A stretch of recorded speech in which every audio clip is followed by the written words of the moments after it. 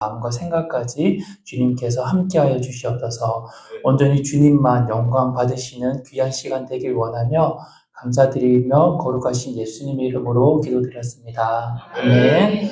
제가 기도하지 않았으면 오늘 강의에 대한 여러 가지 지점들을 제가 책임져야겠지만 기도했으니 하나님께서 책임지실 줄 믿습니다. 그래서 여러분들 실망하거나 또 마음 속상한 일 있다면 저한테 화내지 마시고 하나님께 올려드리세요. 네. 여러분, 저는 오늘 이렇게 제목을 한번 정해봤어요. 당장 그리고 결국이라는 제목을 한번 만들어 봤는데요. 이 당장이라는 단어와 결국이라는 단어는 굉장히 상반된 단어입니다. 맞죠? 제가 왜 이 단어를 선정했냐면, 이 단어가 사실 작년과 올해 제 삶을 꽤 많이 바꾸어준 아주 특별한 단어였어요. 그런 말이 있더라고요. 부모는 자녀를 당장 사람으로 만드는 사람이 아니랍니다. 부모는 자녀를 결국 사람으로 만드는 분이래요. 그러니까 우리 또한 마찬가지로 우리가 자립준비 청년들을 만날 때 우리를 통해서 아이들이 당장 변하진 않을 것 같아요. 맞죠? 하지만 결국 우리를 통해서 이 아이는 온전한 하나님의 자녀로 성장하고 하나님의 자녀로서 역할을 할 수 있다라는 의미로 받아들이면 좋겠다라는 생각이 듭니다. 그러니까 우리가 아이들을 만나고 바라볼 때 우리는 조급한 마음이 있잖아요. 사람이기 때문에요. 맞죠? 하지만 그럴 때마다 아니야. 당장 우리가 변화시킬 수는 없어. 우리가 하나님 앞에서 당장 변하지 않았던 것처럼. 하지만 하나님께서는 결국 이 아이를 정말 하나님의 자녀로 멋지게 세우실 거야 라는 기대하는 마음으로 아이들을 만나시고 아이들과 함께 시간을 보내신다면 아마 그 순간순간 모든 시간들이 굉장히 행복하지 않을까, 굉장히 기쁘지 않을까라고 생각이 됩니다. 그래서 이 결국이라는 단어를 꼭 기억해 주셨으면 좋겠어요. 하나님께서는 여러분들이 만나시는 그 아이들을 결국 하나님의 자녀로 다시 만들어내신다라는 걸 기억해 주셨으면 좋겠습니다. 오늘 이야기를 하기 전에요. 여러분들 중에는 저를 아시는 분보다 모르시는 분들이 훨씬 많을 것 같아요. 맞죠? 그래서 제가 저를 좀 소개하고 싶은데요. 저를 소개할 때 그냥 소개하면 재미없잖아요. 그래서 제가 제 자랑을 좀 준비했거든요. 네, 좀 오글거리더라도 여러분 1분만 좀 참아주세요. 네. 그러면 제가 한번 저를 소개하면서 제 자랑을 한번 해볼게요. 여러분, 저는 이런 사람이에요. 네, 저는 이런 사람인데요. 네, 이건 그냥 제가 하는 일이나 제가 뭐 받았던 상들에 대해서 나온 거라면 진짜 제 자랑은 그 다음 장에 있습니다. 이제 진짜 오글거리실 텐데 여러분 조금만 참아주세요. 네, 그럼 진짜 제 자랑을 한번 해볼게요. 여러분, 저는요 어린 시절에 굉장히 큰 대저택에 살았습니다. 얼마나 컸냐면요, 집이 1층에는 방이 7개가 있었고요. 화장실이 2개가 있었어요. 2층에도요, 방이 7개가 있었고 화장실이 2개나 있는 정말 큰 대저택이었습니다. 놀라시지 않으시는 것을 보니까 다들 이 정도는 사시나 봐요. 네, 좋습니다. 네, 뭐 집도 정말 자랑할 만큼 컸지만 이 집 옆에는요, 제가 신나게 놀 수 있는 놀이터가 있었고요. 또 축구와 농구를 할 수 있는 운동장까지 준비되어 있었던 곳이 바로 제가 어린 시절을 보냈던 저희 집이었어요. 여러분, 이 정도면 자랑할 만하지 않나요? 맞죠? 예, 눈치채신 분도 있겠지만 맞습니다. 이곳은 제가 어린 시절을 보냈던 저의 보육원이에요.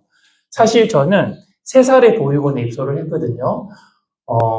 지금 제가 여러분들께 소개해드렸던 김성민이라는 이름과 또 제가 사용하고 있는 주민번호나 생일 모두 저희 보육원에서 만들어 주셨어요. 이 3살이라는 건 추정 나이인 거죠. 그런데 사실 저는 학창시절에 제가 보육원에 사는 게 굉장히 수치스러웠고요. 너무 부끄러웠고요. 누구도 알아서는 안 되는 저의 가장 큰 약점이라고 생각했어요. 그런데 여러분, 제가 이 공간을 소개하면서 뭐라고 했죠? 제 자랑거리를 말씀드리겠다고 하고 이 공간을 소개해드렸죠. 네. 지금은요, 제 삶에 있어서 제일 큰 감사의 제목이 되었고, 또 제일 큰 자랑거리가 되었습니다. 왜냐하면 돌아보니까요, 제가 보육원을 선택한 것이 아니더라고요. 또 제가 잘못해서 들어간 곳이 아니더라고요.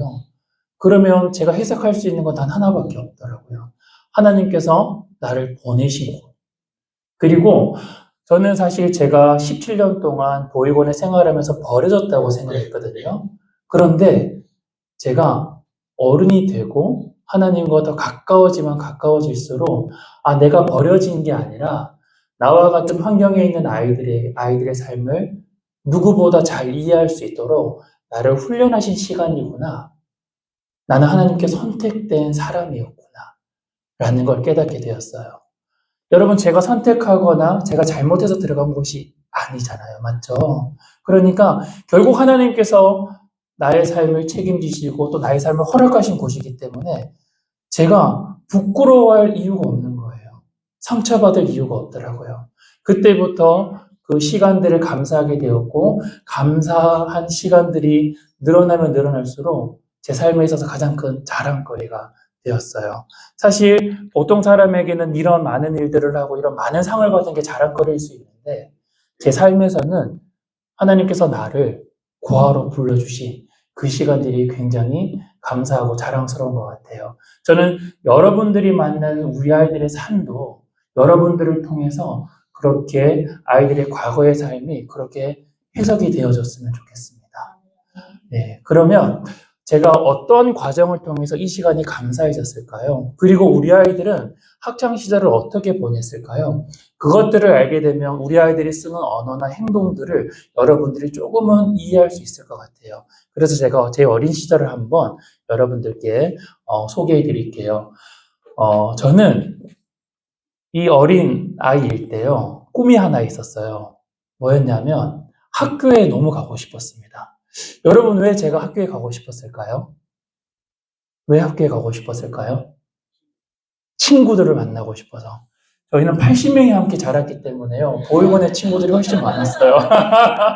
좋습니다. 또, 왜 제가 학교 가고 싶었을까요? 선생님을 만나고 싶어서. 보육원의 선생님이 꽤 많거든요. 네. 네, 또 왜 학교에 가고 싶었을까요? 네? 혼자 있고 싶어서? 좋습니다. 여러 가지, 예. 존중받는 곳이라고 생각이 들어서 학교에 가보지 않았기 때문에 제가 그곳이 존중받는 곳인지는 잘 모르겠지만 보통의 사람들은 예. 다른 환경을 경험하고 싶어서 막연한 곳이 예. 그렇죠. 보통 이렇게 나오는 게 정상이잖아요. 전혀 공부를 잘할 것 같이, 공부를 좋아할 것 같이 생기진 않았나 봐요. 좋습니다. 네. 제가 왜 학교에 가고 싶었냐면요. 학교에 책가방을 메고 간 형과 누나들은요, 그 시간만큼은 안 맞더라고요. 저희는 어릴 때요, 너무 많이 맞았어요. 매일매일 굶었어요. 그런데, 예, 학교에 책가방을 메고 간 형과 누나들은요, 그 시간만큼은 안 맞더라고요. 그게 너무 부러웠어요. 그래서 학교 가는 날이 너무너무 막 기다려지고 기대가 되는 거예요. 그리고 드디어 저도 학교에 입학하는 날이 찾아왔습니다. 네. 그런데 학교에 입학하면서 정말 특별하고 특이한 경험들을 많이 했는데요. 저는 입학식에 저의 손을 붙들고 온 분을 선생님이라고 불렀거든요. 그런데 제 친구들은요, 그분을요, 엄마라고 부르더라고요. 그렇게 저는 제가 사는 환경과 친구들이 사는 환경이 다르다라는 걸 처음 알게 됐어요. 네. 그리고, 선생님은 나쁜 의도가 아니셨을 거예요. 아마 가족관계 조사를 빨리 하고 싶으셨던 것 같아요. 선생님께서 이렇게 말씀하십니다. 엄마 없는 사람 왼손 들어. 아빠 없는 사람 오른손 들어. 저와 연배가 비슷하신 분은 아마 이런 경험을 한두 번은 해보셨을 거예요. 저는 양손을 다 들 수밖에 없었어요. 그렇게 입학 첫날에 제가 부모가 없다라는 걸 모든 친구들이 알게 됩니다. 네, 저도 처음 알았어요.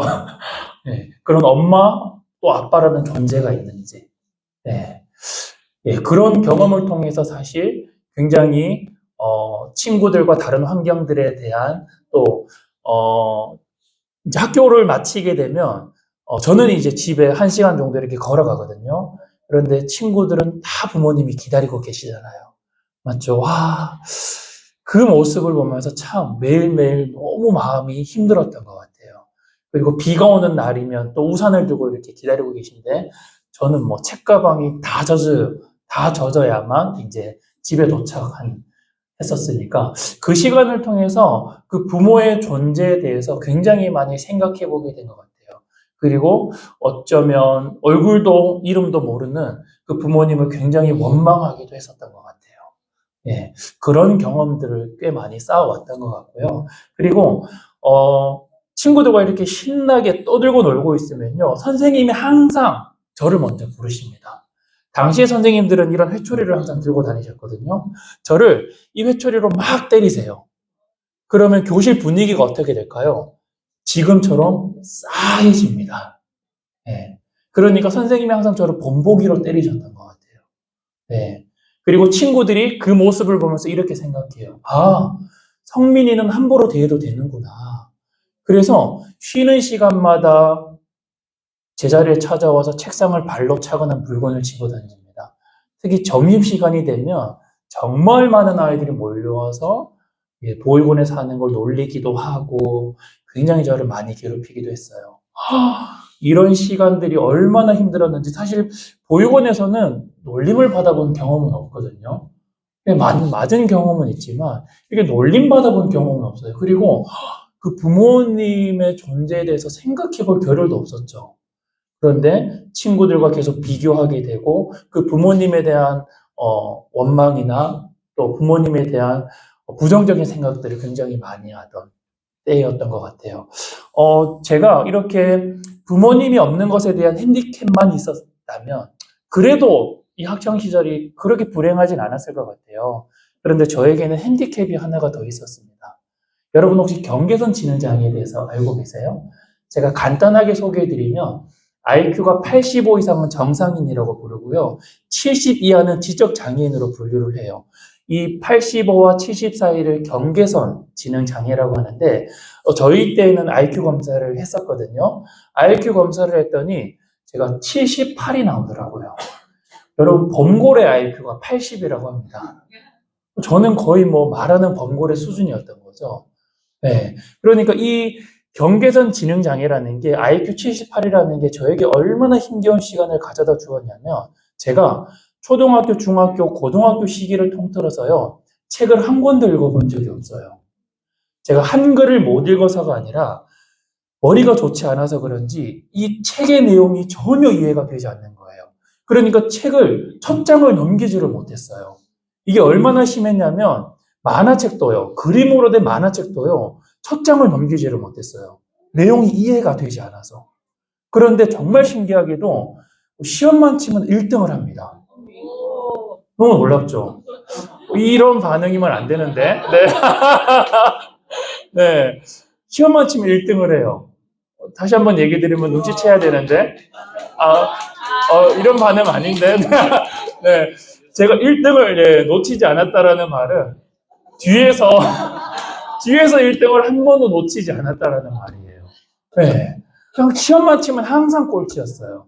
그러니까 부모님이 없는 것으로 또 공부를 못하는 것으로 얼마나 많은 놀림을 받았는지 너무너무 고통스럽고 괴롭더라고요. 자, 여러분 그런데 지금 제가 경계선 지능장애 같아 보이세요? 그렇게 안 보이세요? 그래요? 그래서 제가 아직까지 IQ 검사를 다시 안 하고 있어요. 네, 좋습니다. 아무튼 이런 정말 힘겨운 시간들이 있었던 것 같아요. 그러면 지금 우리 아이들은 어떤 시간을 보내고 있을까요? 분명히 제가 자랐던 시대와 굉장히 많이 바뀌었잖아요. 맞죠? 저는 지금 한 달에 자립준비 청년을 한 100명 정도 만납니다. 네. 그리고 보호대상 아동, 보육원에 있는 아이들 한 50명 정도 만나거든요, 평균적으로. 그래서 제가 아이들을 만나면 질문을 해요. 아이들이 저한테 엘사라는 말을 많이 하더라고요. 특히 학교에 다니는 특히 초등학생들이 저한테 혹시 형 엘사 아세요? 물어봐요. 여러분 엘사가 뭔지 아세요? 엘사? 네. 네. 맞아요. 저도 여러분들이 생각하시는 것처럼 이 애니메이션의 주인공 정도로만 생각했어요. 근데 아이들이 저한테 엘사의 진짜 뜻을 알려주더라고요. 엘사가 무슨 뜻이냐면요. LH에 사는 거지라는 뜻이래요. 그리고 빌거라는 말도 있대요. 빌라에 사는 거지라는 뜻이랍니다. 여러분, 휴거라는 말도 있대요. 휴거 뭘까요? 휴먼시아에 사는 거지라는 뜻이래요. 저는 지금 시대가 정말 많이 바뀌었기 때문에 아이들이 이렇게 서로 놀리고 하는 것들이 많이 사라졌을 줄 알았는데 요즘에는요, 이 주거 환경만 달라도 놀림을 받는 시대가 됐대요. 그러니까 이 아이들이요, 보육원에 사는 걸 들키기라도 하는 날에는 그 학교에서는 생매장이 되는 거죠. 굉장히 긴장된 상태로 살아가고 있어요. 사실 저희 시대 때는 주로 어떻게 많이 알게 됐냐면 선생님이 이렇게 손을 들게 한다거나 또 당시에는 출석부에 이름과 주소가 다 적혀 있었거든요. 예. 그런데 저희 보육원은 주소가 다 똑같잖아요. 너희는 성도 다른데 왜 주소가 똑같아? 이렇게 해서 걸리는 경우가 많아요. 근데 요즘에는 개인정보가 굉장히 강화되었기 때문에 이런 건 전혀 없습니다. 그런데 요즘에도 보육원에서 하는 걸 들키는 과정이 있어요. 아마 선생님은 또 나쁜 의도는 아니셨던 것 같아요. 요즘에는 반의 반장, 부반장을 회장, 부회장이라고 부른다고 하더라고요. 그 회장, 부회장을 선생님이 부르십니다. 그리고 이렇게 말씀하세요. 성민이 보육원에 사니까 너희들이 잘 챙겨줘야 돼. 자, 우리 반의 회장, 부회장이 알면 누가 알게 될까요? 우리 반의 모든 아이들이 알게 됩니다. 맞죠? 우리 반의 모든 아이들이 알게 되면 누가 알게 되죠? 우리 학년의 모든 아이들이 알게 돼요. 그렇게 아동양육시설에 사는 걸 들키는 경우가 많다고 해요. 그러니까 아이들은 항상 긴장된 상황 속에서 살아가는 거죠. 어쩌면 저희 시대 때보다 굉장히 더 힘겨울 수 있겠다라는 생각이 들더라고요. 그리고 제가 아이들한테 이런 질문들을 많이 해요.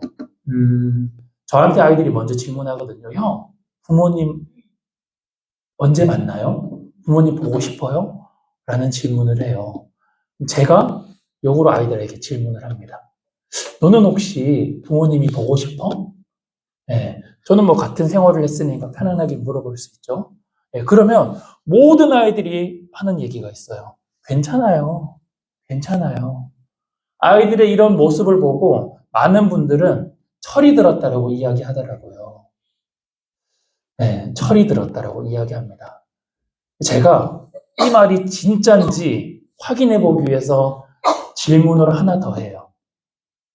나는 지금 38이나 됐는데 부모님이 여전히 너무 보고 싶어.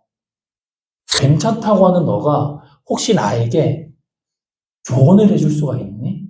나도 좀 괜찮아지고 싶은데. 그렇게 질문을 해요. 그러면 아이들이 저에게 이렇게 이야기합니다. 어쩔 수 없잖아요.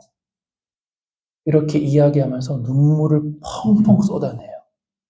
그러니까 그 괜찮다라고 했던 그 괜찮아요는 정말 괜찮은 게 아니었죠. 그러면 이 괜찮아요라는 말이 왜 나오게 되었을까?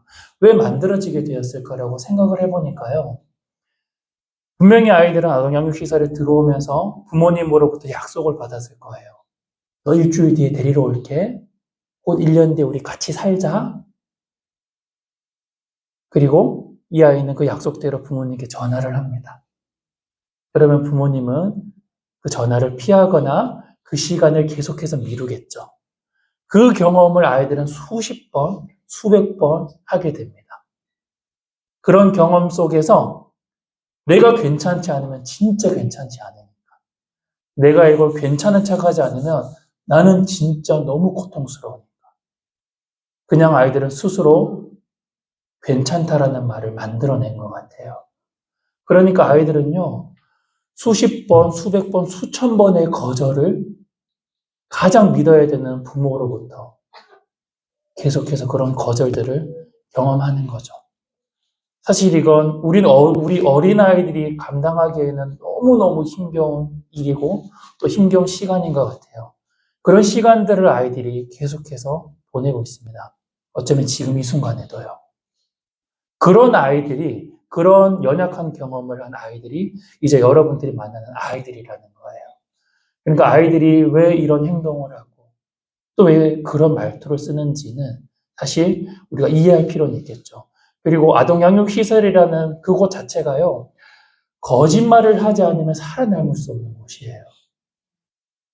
아이들이 나빠서 거짓말을 하는 게 아니라 살아남기 위해서는 거짓말을 할 수밖에 없어요. 그게 무기처럼 항상 지니고 있어야 되는 거죠. 그래서 아이들이 거짓말을 하는 건 그 아이가 나빠서 그런 게 아니라 그런 어린 시절에 그런 과정들을 통해서 습관화된 거죠. 맞죠? 그런데 그래서 그러면 그런 아이들을 우리가 어떻게 만나고 또 어떻게 아이들을 케어해 줘야 될까? 이 지점을 우리가 한번 생각해 볼 필요가 있을 것 같아요. 아이들은요, 나쁜 부모로부터 격리되어진 겁니다. 맞죠? 그 아이들을 다시 나쁜 부모로 연결해 주는 건 굉장히 조심스러운 일인 것 같아요. 그러면 우리는 아이들에게 어떤 역할을 해줘야 될까요? 나쁜 부모로부터 격리된 아이들을 나쁜 부모로 연결해 주거나 우리가 부모가 되고자 하는 게 아니라요. 좋은 어른이 되어주는 거예요. 아이들은 내가 가장 믿어야 되는 그 어른, 부모로부터 굉장히 큰 상처를 받았잖아요. 맞죠? 그리고 아동 양육시설로부터 또 다시 세상으로 버림받는 경험을 합니다. 그러니까 아이들은 여러 차례 그 어른들, 내가 믿어야 되는 그 어른을 통해서 배신감을 경험하게 되는 거예요. 그러니까 우리는 아이들에게 어떤 역할, 어떤 사람이 되어야 될까? 저는 그래서 이런 표현을 좀 쓰고 싶어요. 나쁜 부모보다는 좋은 어른이 필요하다. 우리 아이들에게는 정말 좋은 어른이 필요할 것 같아요. 지금 제가 이 자리에서 여러분들께 이야기할 수 있었던 건 아마 저에게도 시시때때로 정말 좋은 어른들이 많지 않았을까요? 저에게 어머니와 아버지 역할을 해주셨던 그런 좋은 어른들이, 맞죠? 여러분들과 같은 그런 좋은 어른들이 저에게 그런 역할들을 해주셨기 때문에 제가 지금 이 자리에 있지 않을까 생각이 들어요.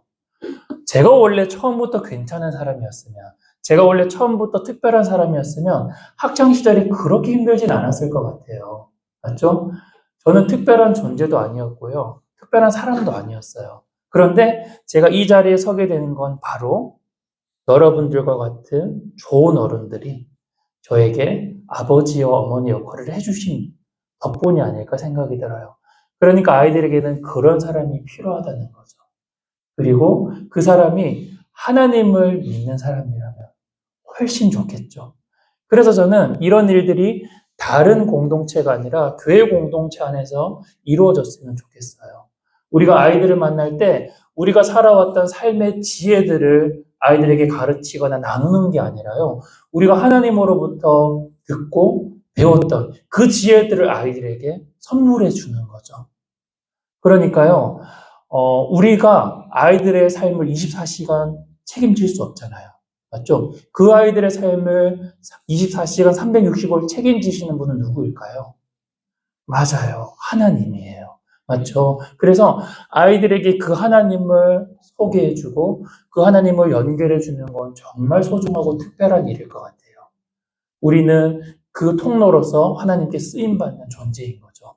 그걸 우리 성도님들께서 꼭 기억해 주셨으면 좋겠어요. 어쩌면 저의 삶도 그렇게 좋은 어른으로부터 소개받은 그 하나님, 진짜 나의 아버지 되시는 하나님을 통해서 제 삶이 정말 더욱 특별해지지 않았을까라는 생각이 듭니다. 예, 그런 의미에서 우리 아이들은 그러면 어떤 친구들로 성장을 하게 될까요? 저는 여러분들께서 저의 삶을 통해서 우리 아이들의 삶을 좀 기대해 주셨으면 좋겠어요. 그래서 지금 저와 저희 브라더스 키퍼가 하는 일들을 좀 마음껏 한번 이야기해 볼게요. 저희 회사는요, 자립준비 청년들에게 안정적인 일자리와 자립에 필요한 다양한 프로그램을 제공하기 위해서 설립된 사회적 기업이고요. 저희는 이렇게 식물과 관련된 다양한 사업을 하는데요. 제가 여기서 질문 한 가지 드릴게요. 여러분들 중에 혹시 나는 식물을 한 번이라도 키워본 적 있다 하시는 분 손 한번 들어보시겠어요? 자신 있게 들어주세요. 들고 계세요. 꽤 많으시네요. 이분들은요, 식물을 죽여본 경험도 해보셨을 거예요. 맞죠? 자, 좋습니다. 혼내려고 말씀드린 건 아니고요. 네, 네. 혼내려고 말씀드린 건 아니고, 여러분, 이런 이야기가 있어요. 사람이요, 사랑을 받을 때보다 사랑을 줄 때에 정서적 회복력이 10배나 높아진다고 합니다. 그러니까요, 우리가 이 식물에게 관심과 사랑을 줄 때에 이 식물이 받는 그 사랑보다 우리가 느끼는 회복력이 훨씬 크다는 거죠. 그러니까 저희가 이 식물 사업을 선택한 건요, 우리 친구들이 이 식물에게 관심과 사랑을 주면서 정서적인 회복을 먼저 이루기 위함이에요. 아이들은 이 마음의 상처가 굉장히 깊고 크잖아요. 그 마음의 상처들을 사랑을 함으로써, 사랑을 줌으로써 회복하게 하는 거죠. 그리고 이 녹색 식물은 굉장히 평안함을 주기도 하잖아요. 맞죠? 그렇게 우리 아이들의 삶을 좀 변화시키기 위한, 또 원래 아이들의 모습으로 되돌리기 위한 저희가 사업을 하고 있고요. 지금 보시는 모든 작품들은요, 우리 자립준비 청년들의 작품입니다. 저희는 이렇게 한쪽 벽면에 식물로 채우는 사업을 하는데요. 더 자세히 보시면 봄과 가을에는 이 공간을 꽃으로도 이렇게 예쁘게 가꿀 수가 있어요. 그리고 이런 천년 이끼의 색소를 입혀서요, 다양한 공간을 예쁘게 만드는 일들도 하고요. 여러분 혹시 이니스프리라는 화장품 아세요? 예, 저기 메인 매장은 다 식물 매장으로 가꿔져 있거든요. 저 모든 공간을 저희 브레스키퍼에서 책임지고 있습니다. 예, 이 정도면 기술력을 인정받았다는 뜻이겠죠. 예, 저희 동료들이 이 식물을 통해서 굉장히 잘 회복하기도 했고, 또 자신의 그 어렵고 힘들었던 그 과거들을요, 이렇게 멋지게 작품으로 만들어내고 있어요. 우리 아이들은 이런 삶들을 너무 멋지게 살아내고 있어요. 예. 그리고 저희가 일자리만 주기 위해서 만들어진 회사는 아닙니다. 저희는 우리 아이들에게 다양한 지원들, 다양한 교육들을 하고 있는데요. 저희가 이런 지원들이나 교육들을 할 수 있는 이유는 뭘까요? 저희도 그것들이 필요하다라는 걸 경험했잖아요. 맞죠? 그러니까요, 우리 아이들이 지나왔던 그 시간은요, 버릴 것이 단 하나도 없다라는 뜻이겠죠. 그래서 아이들의 순간순간은 정말 하나님께서 아주 귀하게 만드시고 채우셨던 시간이라고 저는 생각이 들어요. 그리고 저희가 이렇게 브라더스 키퍼라는 회사를 통해서 자립준비 청년들을 지원하고 돕는 일을 하면서 한계를 경험하는 게 있습니다. 뭐냐면 자립준비 청년들은 1년에 2,500명에서 3,000명씩 매년 쏟아져 나오고 있거든요.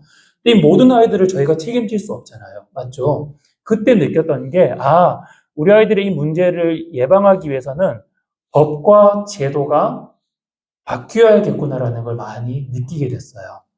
여러분, 지금은 누구나 마음껏 갈 수 있는 공간이 되었지만, 당시에는 아무나 함부로 갈 수 없는 곳이었습니다. 어딜까요? 맞아요. 2018년도에 청와대에서 저희 브라더스 키퍼를 초청해 주셨어요.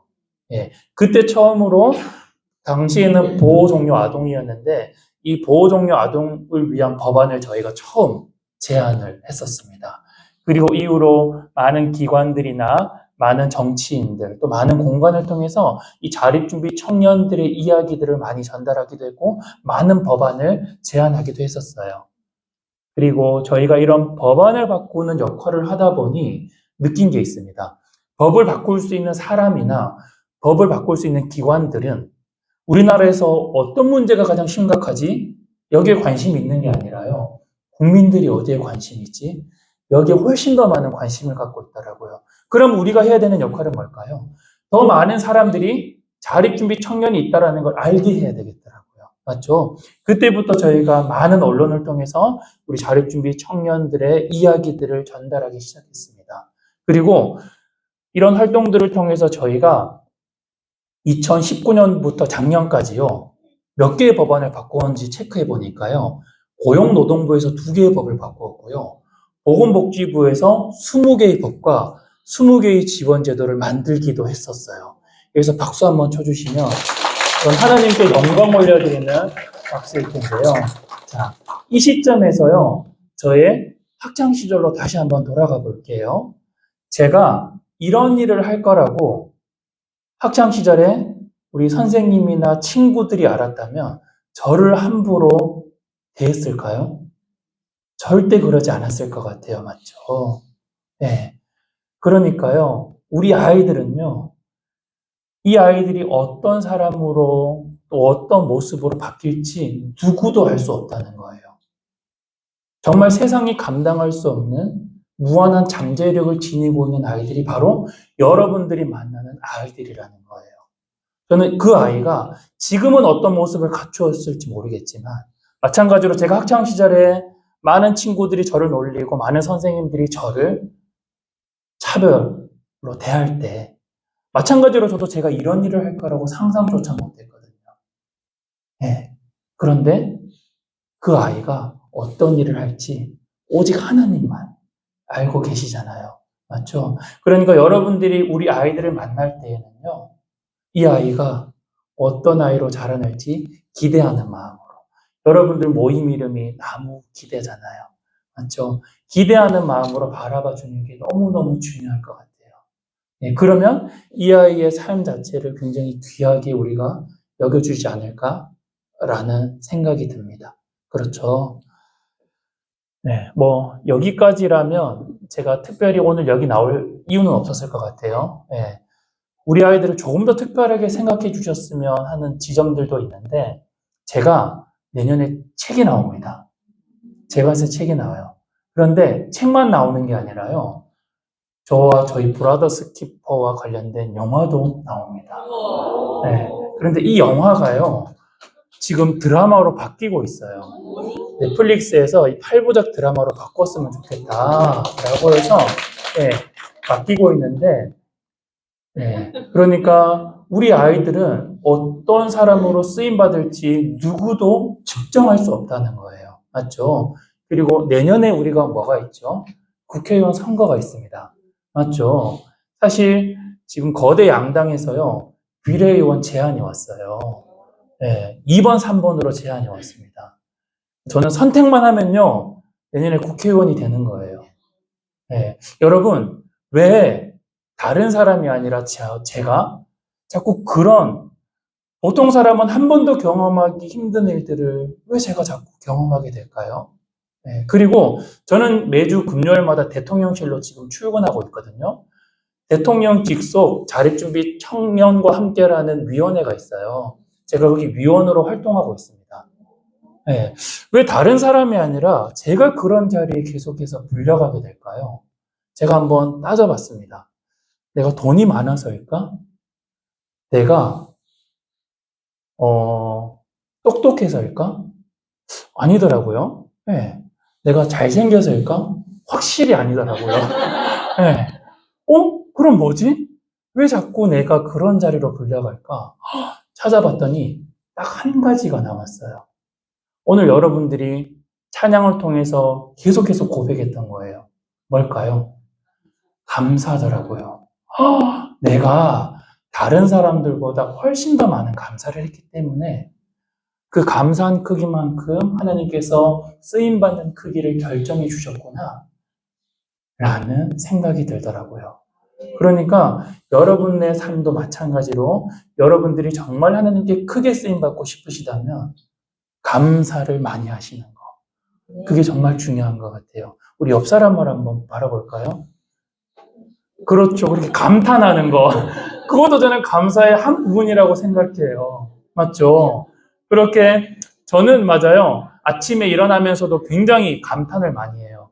또 여기 오면서 제가 서울에서는 눈이 정말 많이 왔거든요. 정말 추웠어요. 지금 내복을 제가 딱 입고 있는데 여기 오니까 너무 따뜻한 거예요. 근데 너무 신기하게도 그 이렇게 내려오는 그 길에 겨울에서 봄으로 바뀌고 있더라고요. 네.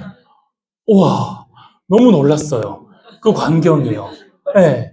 그러면서 그런 느낌도 들더라고요. 그래, 우리 인생에도 이렇게 정말 추운, 아주 추운 겨울도 있지만, 그래, 그 겨울이 지나면 이렇게 따뜻한 봄이 올 거야. 라는 희망을 갖게 되더라고요.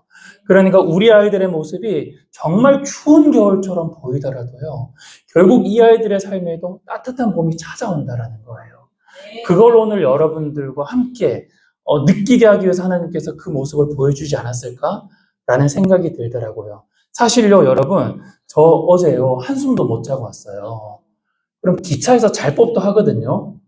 그런데 못 잤어요. 너무 밝아서이기도 했고, 예. 그래서 그 경치를 바라볼 수밖에 없었어요. 그 경치를 바라보면서, 하나님께서 또 오늘 우리 성도님들과 함께 나눌 또 이야기들을 또 만들어 주시는구나.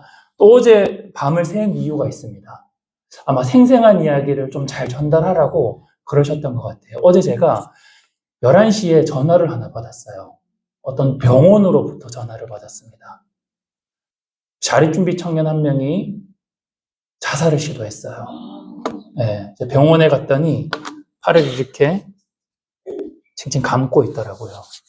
네, 저는 사실 저에게는 이건 특별한 일은 아니에요. 저는 뭐 평균적으로 일주일에 두세 명 정도 삶을 포기하거나 삶을 포기하는 시도를 한 아이들의 소식을 들어오고 있거든요. 네, 어제 병원에 찾아가서 아이를 만나면서 사실 여러분 저는 뭐 수천 명을 이미 만났으니까요. 그 시간이 그 상황이 익숙해질 법도 하잖아요. 맞죠? 그런데 이런 거는요. 익숙해질 어떤 것은 아니더라고요. 그러니까 매번 처음 경험하는 것처럼 데미지가 있어요. 네. 그러니까 아이가 이제 손목을 만약에 이렇게 그었다면 손목이 엄청 아려요. 네. 너무 신기하게도 손목이 너무 아립니다. 그리고 그 아이의 마음을 한번 우리가 상상을 한번 해볼까요? 이 아이가 왜 그런 선택을 했을까요? 이 사는 게요, 죽는 것보다 더 고통스럽고 괴롭다라는 의미가 아닐까요? 그건 어떤 의미일까요? 이 아이의 삶이 과연 어땠을까? 이 사는 게 죽는 것보다 더 고통스럽다라는 거. 자기의, 그 손을 그을 수밖에 없었던 그 삶의 이야기는 무엇일까? 왜 아이는 그런 선택을 해야만 했을까? 예. 우리 아이들의 삶이 지금 벼랑 끝으로 몰려 있는 거죠. 이런 아이들이 너무너무 많아요. 우리는 그런 아이들을 빨리 하나님께로 인도하는, 맞죠? 사람으로서의 역할을 해야 될 것 같아요. 어제 제가 그렇게 아이와 시간을 보내고 이제 5시에 집에 왔어요. 예. 그래서 기차가 뭐 7시였으니까 자면 안 되죠. 네. 그래서 준비해서, 네. 여러분들을 만나러 왔는데, 또 아까 목사님과 얘기하면서 참 감사했던 게, 하나님께서 힘을 다 빼주시는구나. 그래서 온전히 하나님의 힘으로 이렇게, 하나님의 능력으로 이렇게 이야기를 전달하게 하시는구나. 라는 생각을 하기도 했습니다. 그리고 우리 아이들의 현실은 지금 그렇습니다. 그러니까 어쩌면 여러분들이 만나는 아이들, 그렇게 온전하게 살아있는 그 아이들은 정말 특별한 존재들인 거죠. 그 자체만으로 우리가 정말 박수 쳐주고 격려해줘야 될 아이들이라는 거예요. 네. 그래서 우리 아이들을 바라볼 때 이전에 우리가 경험해왔던 삶의 습관이나 그 경험들로 아이들을 바라보는 게 아니라요. 같은 시대에 살아가지만요. 전혀 다른 환경에서 자란 아이들이라는 걸 여러분들이 꼭 기억해 주셨으면 좋겠어요. 그 기억을 통해서 아이들을 이해해 주셨으면 좋겠어요. 그리고 이틀 전이군요. 이틀 전에 모 기업과 함께 우리 아이들을 후원하는 어떤 프로그램을 같이 만들고 있었는데요. 그분이 저한테 그런 얘기를 하더라고요. 아이들에게 이제 300만 원씩 지원하는데 어떤 아이가 맥북을 신청했어요. 맥북을 신청했는데 그분이 그런 얘기를 하더라고요. 이거 우리 아이도 못 사는데 니들이 뭐라고 이런 표현을 쓰더라고요. 자, 여러분 혹시 이런 표현 어떻게 생각하세요? 여러분 우리 아이들은 먹다 남은 것만 주워 먹어야 되나요? 버리긴 아깝지만 네, 쓸 수 있는 물건 그런 것만 써야 되나요? 저는 아니라고 생각해요. 우리 아이들은 그냥 아이들이 아니라 하나님의 자녀잖아요. 맞죠? 저는 그걸 우리가 기억했으면 좋겠어요. 아이들이 우리보다 더 좋은 옷을 입으면 그것만으로 우리는 굉장히 기뻤으면 좋겠어요. 네, 그 자체가 우리에게는 굉장히 기쁜 일이었으면 좋겠어요. 아이가 우리보다 더 좋은 음식을 먹는다면 그 자체로 우리는 더 행복했으면 좋겠어요. 그게 바로 하나님께서 우리들에게 바라는 모습이 아닐까요? 우리에게 허락하시고 원하시는 모습이 아닐까요? 네. 언제까지 우리 아이들이 땅에 떨어진 부스러기만 먹어야 되나요? 하나님이 그걸 원하실까요? 저는 그건 아니라고 생각이 들어요. 네, 그래서 제가 봉사자들을 교육할 때 항상 하는 이야기가 있어요. 도우러 간다라는 의미를 많이 부여하잖아요. 그런데 이 돕는다라는 의미는요, 굉장히 불안한 관계를 만들어냅니다. 어떤 의미냐면요, 돕는 사람은요, 상대적으로 우월감을 느끼게 돼요. 도움을 받는 사람은요, 상대적으로 위축이 됩니다. 우월감과 위축된 마음, 이게 건강한 관계인가요? 절대 건강한 관계가 될 수 없겠죠. 맞죠? 그래서 제가 봉사자들을 교육할 때 항상 하는 얘기가 있어요. 여러분들에게 부모님이 당연히 있었던 것처럼 우리 아이들에게도 그 당연한 걸 찾아주러 간다고 생각합시다. 그건 원래 아이들이 누려야 했던 것들이었습니다. 그런데 그 권리를 다 박탈당한 아이들이었습니다. 우리는 아이들이 박탈당한 그 권리를 찾아주는 사람입니다. 예. 그러면 원래 아이들의 것을 찾아주는 사람이기 때문에 우리는 우월감을 덜 느낄 것 같아요. 맞죠? 받는 사람도 마찬가지예요. 원래 내 것을 찾아주는 사람이기 때문에 위축되지 않을 것 같아요. 저는 이 수평적인 관계가 굉장히 건강한 관계일 거라고 생각이 들어요. 그리고 하나님께서 어쩌면 이 관계를 제일 아름답게 보실 것 같아요. 맞죠? 그래서 우리가 추구하고 우리가 바라는 관계는 그런 관계였으면 좋겠어요. 아이들이 원래 누려야 되었던 그 권리를 우리는 찾아주는 거라고. 그걸 기억하신다면 아마 아이들은 여러분들과 훨씬 더 가까워지지 않을까라는 생각이 듭니다. 네. 너무 제가 아이들 이야기만 했죠. 그리고 뭐 또 좋은 이야기만 해서 아주 특별한 어떤 사람이 섰구나라고 생각하시고 오해하실 수 있어서 제가 여러분의 이제 입장과 시선에서 한번 이야기를 조금 해볼게요. 아까 전에 우리 찬양, 제가 뒤에 듣고 있으면서 굉장히 감격스러웠는데요. 찬양을 듣고 있으면서, 맞아요. 그럼에도 불구하고 우리가 감사한다고 많이 표현했잖아요. 이 찬양을 통해서, 제가 이 사역을 하면서, 굉장히 실수한 게 있어요. 저는 여러분들이 꼭 그 실수를 줄여갔으면 좋겠다라는 마음으로 좀 이야기 드리고 싶은 게 있는데, 제가 보육원을 퇴소한 지 지금 18년이 되었거든요. 예. 18년 동안 정말 앞만 보고 달려온 것 같아요. 그런데, 2018년도부터 갑자기 몸이 하나씩 고장나기 시작했어요. 예. 2018년도에는 눈이 안 보이더라고요. 예. 그리고 그 다음 해에는 여기 왼쪽 귀가 안 들리더라고요. 그리고 그 다음에 이제 코로나가 왔잖아요. 공황장애 우울증이 정말 심하게 찾아왔어요. 네. 그리고 그 다음 해에 제가 한 20번 정도 쓰러졌어요. 네.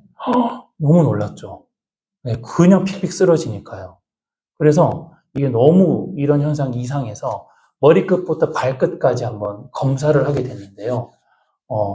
작년까지는 비밀이었는데 저희 동료들에게도 올해 알려줬어요. 두 가지 진단이 나왔어요. 두 가지 진단이 나왔는데 첫 번째로 알츠하이머 진단이 나왔어요.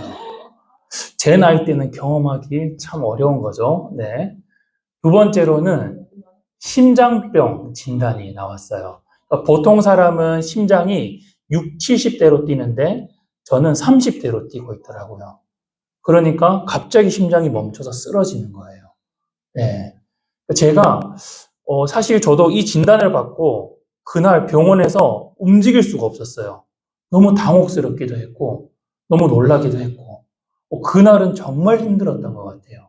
그런데 너무 감사하게 그 다음날 완전히 마음이 회복이 됐어요.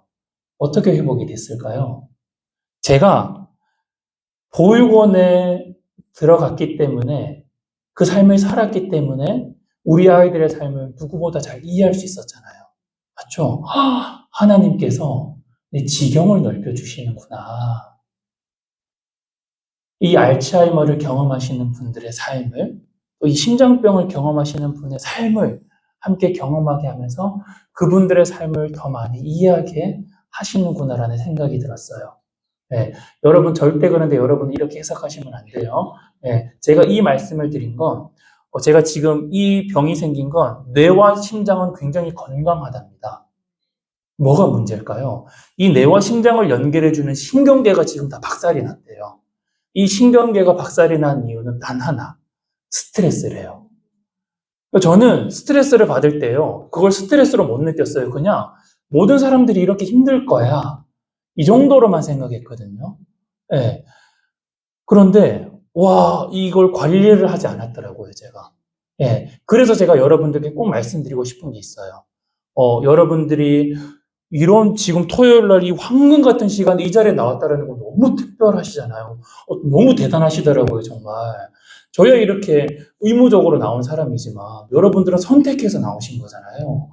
그게 너무 특별하고 대단하세요. 그러니까 여러분들의 삶을 사시면서요, 이런 사역을 감당하시면서도 마찬가지입니다. 정말 힘들거나 고통스럽거나 어려울 때요, 옆 사람에게 이야기하고요, 빨리 그 자리를 피하셨으면 좋겠어요.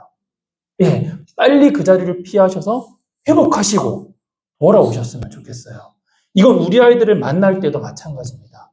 예, 너무 힘들고 고통스러운데 끝까지 그걸 내가 해결하고 책임지려고 하지 마세요. 그건 절대 건강하지 않더라고요.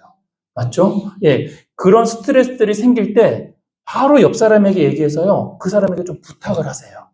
그리고 빨리 그 자리를 피하셔서 이 스트레스를 회복할 수 있는 방법들을 찾으셔야 됩니다. 혹시 여러분들은 무엇을 할 때 가장 행복하세요? 우리가 찬양 부르고 말씀 듣고 하는 것 제외하고요.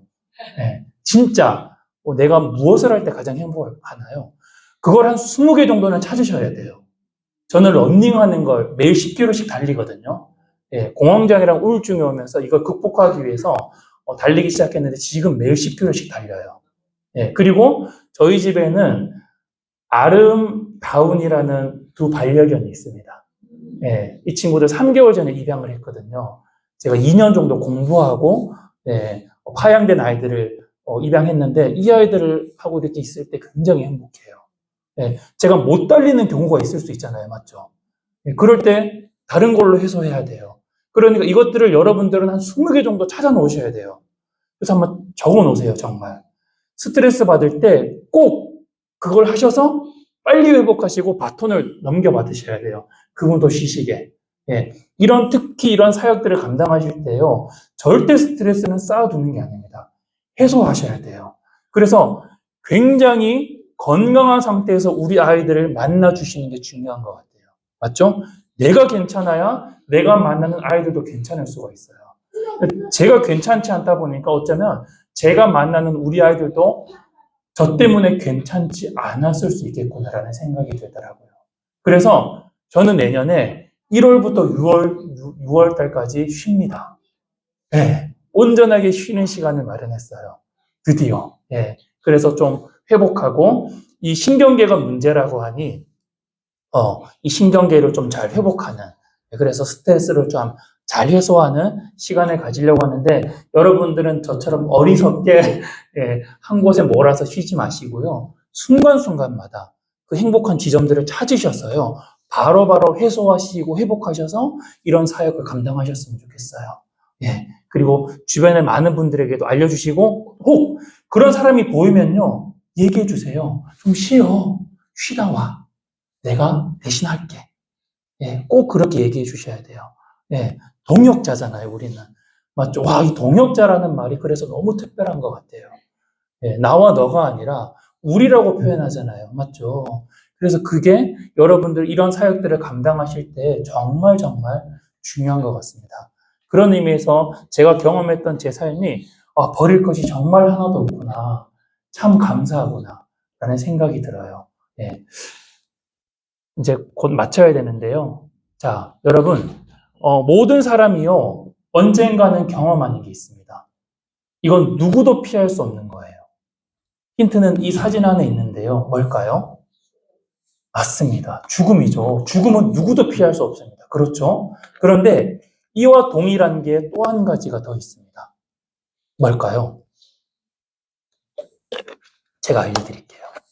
모든 사람이요, 언젠가는 죽음을 경험하듯이요, 모든 사람은 언젠가는 고아가 됩니다. 그렇죠? 이것도 누구도 피할 수 없어요. 제가 우리 아이들을 만날 때마다 항상 이런 이야기를 합니다. 너는 잘못된 경험, 나쁜 경험, 다른 경험을 한 게 아니야.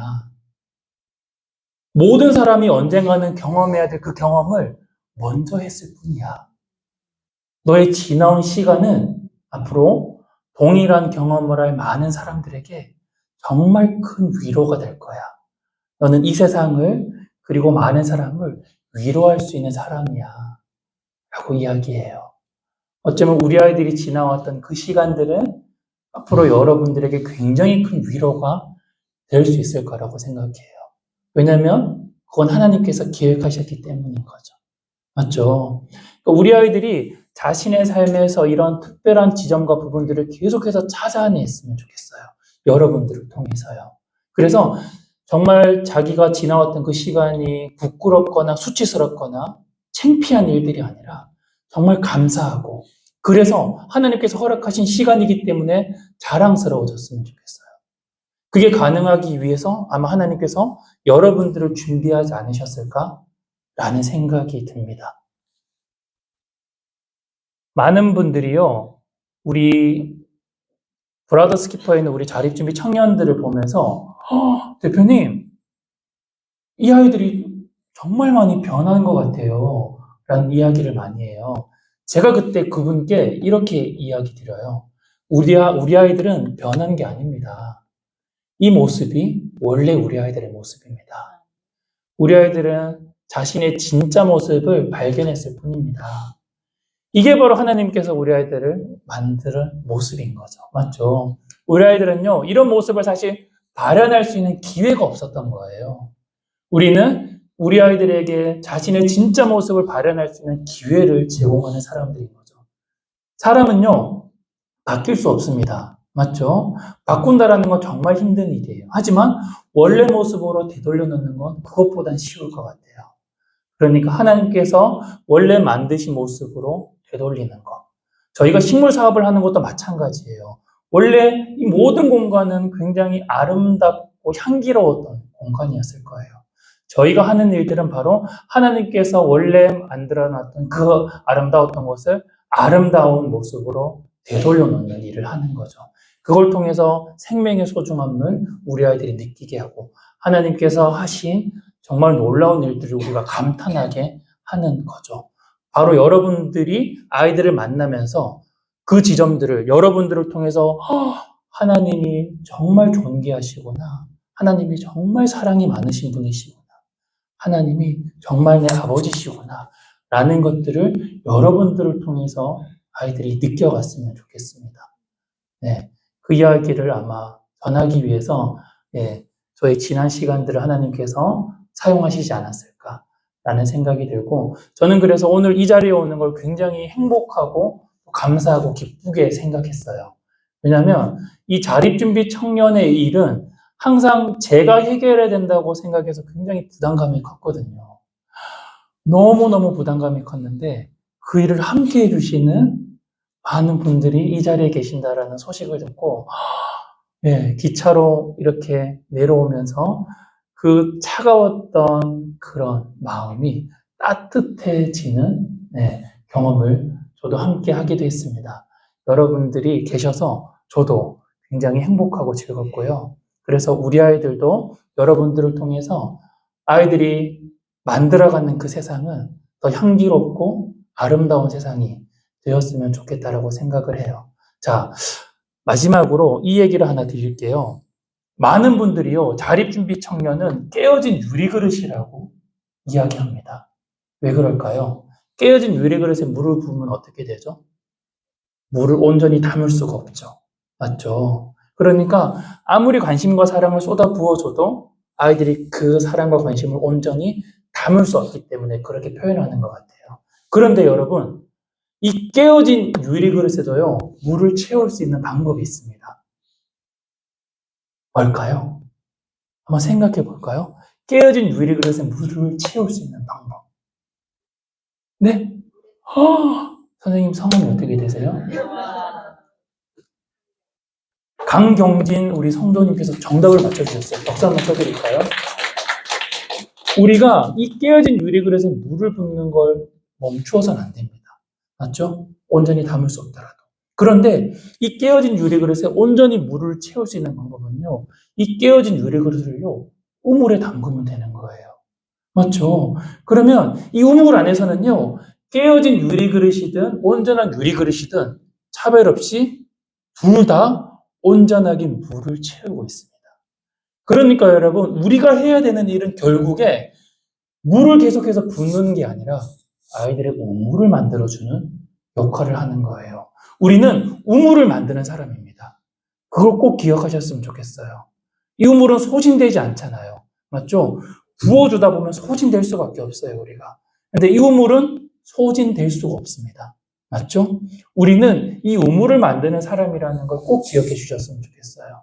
그래서 깨어진 유리그릇이든 온전한 유리그릇이든 차별받지 않는 세상, 차별받지 않는 공간을 만드는 게 바로 우리의 역할이라는 걸 여러분들이 꼭 기억해 주셨으면 좋겠습니다.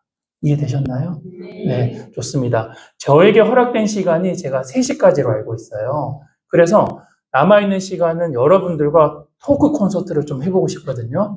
그래서 저희 브라더스 키퍼나 저나 우리 아이들에게 질문의 어떤 범위는 없습니다. 네, 무한대로 열어놓을게요. 여러분들이 궁금한 지점을요, 좀 질문해 주시면 제가 여러분들께 답변하는 시간을 좀 가졌으면 좋겠는데요. 그래도 우리 좀 쉬는 시간을 갖고 다음 시간을 진행했으면 좋겠습니다. 저희 지금 뒤에 보니까 12분인데요. 22분까지 쉬고 이 자리에서 만나면 될까요? 네, 좋습니다. 그럼 22분에 다시 만나도록 하겠습니다. 감사합니다.